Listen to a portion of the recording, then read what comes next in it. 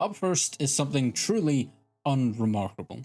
Atop a hill, standing proud and alone, we find one single, solitary tundra cotton plant. That's right, it's just a plant. But the reason this gets onto the list is that this is the only tundra cotton plant in Sovngarde.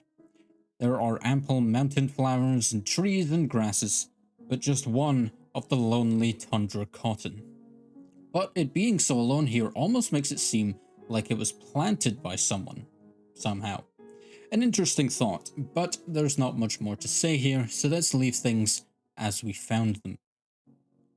Speaking of unique things, next up we have these stone pillars, and atop them sit fire pits, or braziers, or whatever you'd like to call them, but they are not why we're here. No, we are here for the stone pillars themselves, because despite looking like every bit of stonework in every Nordic area, these are actually entirely unique to Sovngarde.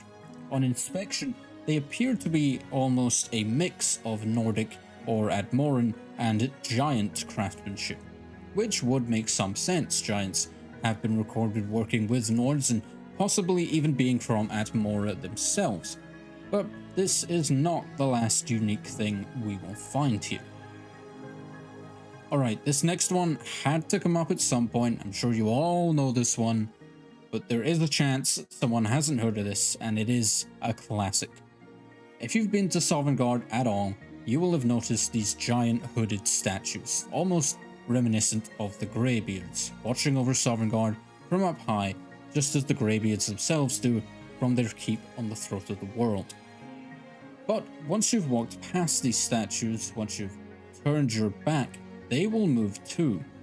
These statues will constantly move to follow the player no matter where you are, but only when you're not looking at them. And of course, this is widely believed to be a reference to the Weeping Angels from Doctor Who. So, don't blink.